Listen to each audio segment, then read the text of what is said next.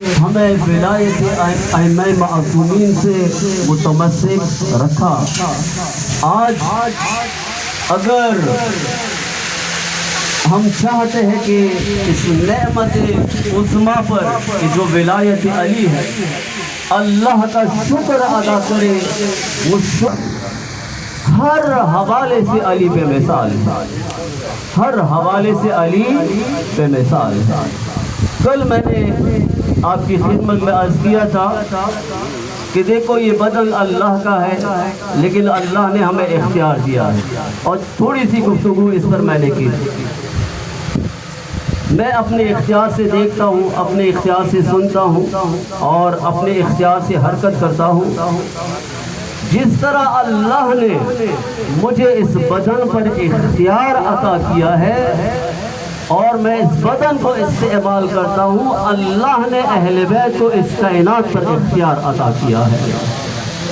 البتہ ایک فرق ہے، کل میں بتا چکا ہوں کہ ہم اپنی زبان کو اپنی مرضی کے مطابق استعمال کر سکتے ہیں، لیکن اہل بیت ایسے نہیں ہے۔ وہ جب بھی بولتے ہیں رضا خدا کو دیکھتے ہیں، اسی لیے وہ لسان اللہ ہے، وہ اللہ کی زبان ہے۔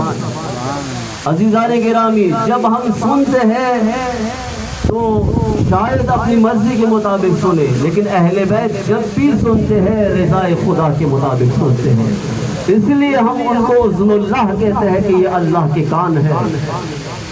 اسی طرح عزیزان گرامی، اہل بیت علیہم السلام جو بھی عمل انجام دیتے ہیں رضا خدا کے بعد انجام دیتے ہیں، اسی لیے وہ آل اللہ ہے، اللہ کی آل ہے، وہ سار اللہ ہے، اللہ کا خون اس کو کہا جاتا ہے۔ یہ زیارات کے الفاظ ہیں۔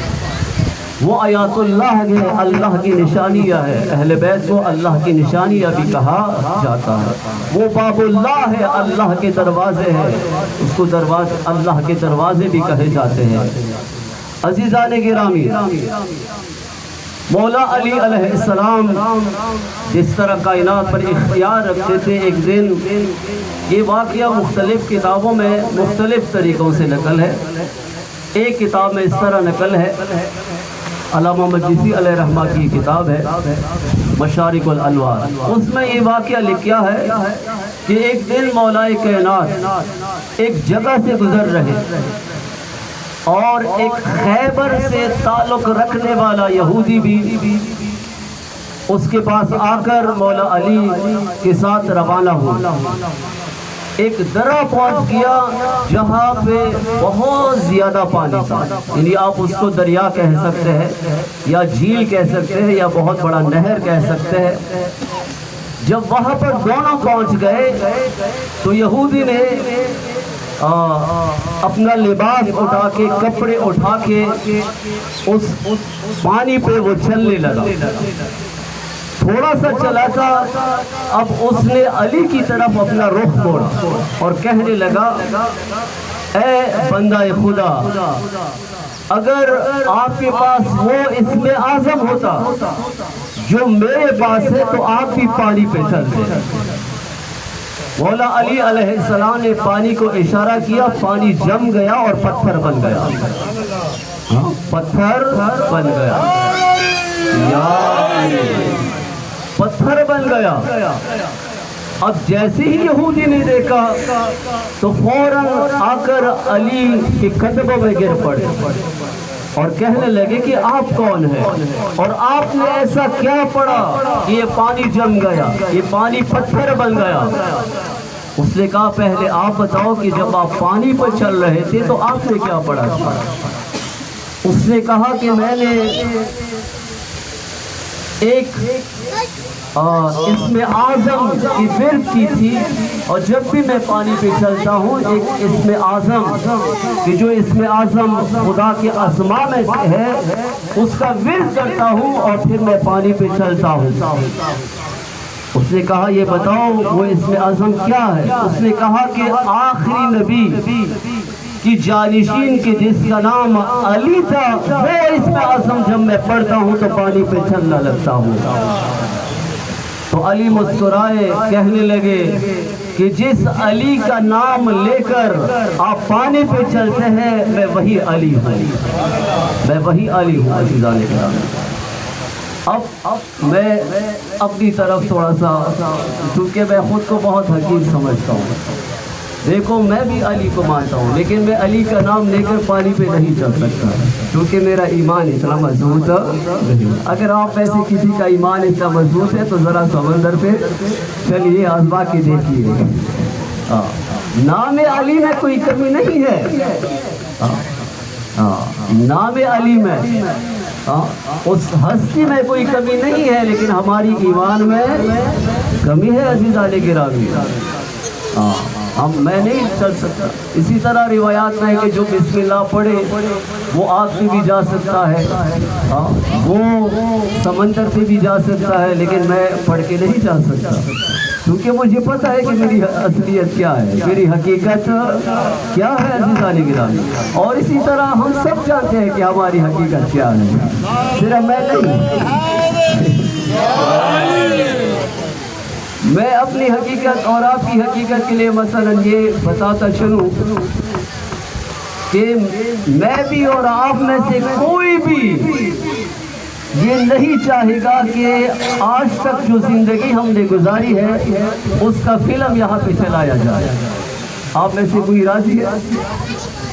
نہیں ہے، ہم نہیں ہے، اس لیے ہم نے تکبر نہیں کرنا ہے، ہم نے خود کو بڑا نہیں سمجھنا ہے، ہم خطا کار ہیں عزیزان گرامی، ہم غیر معصوم انسان ہیں، کوئی بھی یہ نہیں کہہ سکتا، چیلنج بھی نہیں کر سکتا کیا میری مووی، میری زندگی کی مووی یہاں پہ چلائے تاکہ ہم اس کو دیکھیں، نہیں، ایک سال کے لیے راضی نہیں ہے، بلکہ ایک ہفتے کے لیے بھی کوئی راضی نہیں ہوگا کہ میرے ایک ہفتے کی زندگی یہاں پر چلائی جائے۔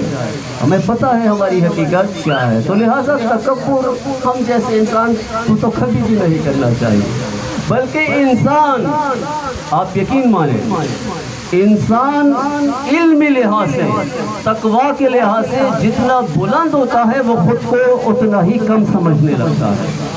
آپ یقین مانیں یہ ایک حقیقت ہے، اتنا ہی وہ خود کو کمزور سمجھنے لگتا ہے، خود کو دوسروں کی نسبت گنہگار سمجھنے لگتا ہے۔ یہ جہالت ہے کہ انسان خود کو بڑا سمجھے، یہ کم علمی ہے کہ انسان خود کو دوسروں سے اچھا سمجھے۔ میں ہمیشہ یہی کہتا ہوں غیر معصوم انسان، خطا کار انسان، کیونکہ ہمیں پتہ ہے کہ ہماری حقیقت کیا ہے۔ ہم جیسے انسانوں میں سے اچھا انسان وہ ہے کہ جو خود سے دوسروں کو بہتر سمجھے عزیزان گرامی۔ اور رسول خدا کے کلام کے مطابق بہترین مسلمان وہ ہے جس کے ہاتھ زبان سے دوسرا مسلمان اذیت نہ ہو جائے، ہماری زبان سے کسی کو اذیت نہ پہنچے، ہماری ہاتھ سے کسی کو اذیت نہ پہنچے، اسی طرح ہمارے وجود سے کسی کو اذیت نہ پہنچے۔ اب آتے ہیں عزیزان گرامی، ٹائم میں نے کافی لیا، پھر بھی کیونکہ مقدمتاً چند باتیں آپ کی خدمت میں عرض کی گئی، تو ایک بات کرتا ہوں کہ زحمت تمام، چونکہ رات کو پھر میں نے پورا واقعہ سنانا ہے غدیر کا بچوں کے لیے تاکہ ہمارے بچے واقعہ غدیر میں کہاں سے شروع ہوا اور کیسے چلا، کیا ہوا کیا نہیں ہوا، تفصیلاً بتاؤں گا۔ چونکہ پروگرام ہے، کل بھی میں نے نہیں بتایا تھا، وہ بھی ذاکر صاحب آئے تھے۔ جی جی جی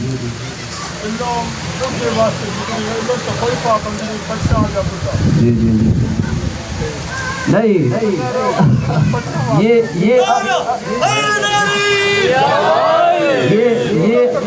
نہیں، آپ یہ بات سنو، نہیں چھوڑو بس اس کو، یہ ادبی لینگویج ہے، یعنی بڑے بڑے ہوتے ہیں عزیزان گرامی۔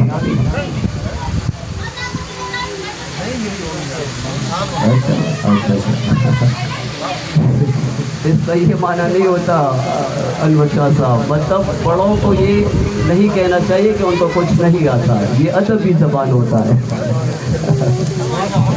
درود پڑھیے محمد والے محمد صاحب۔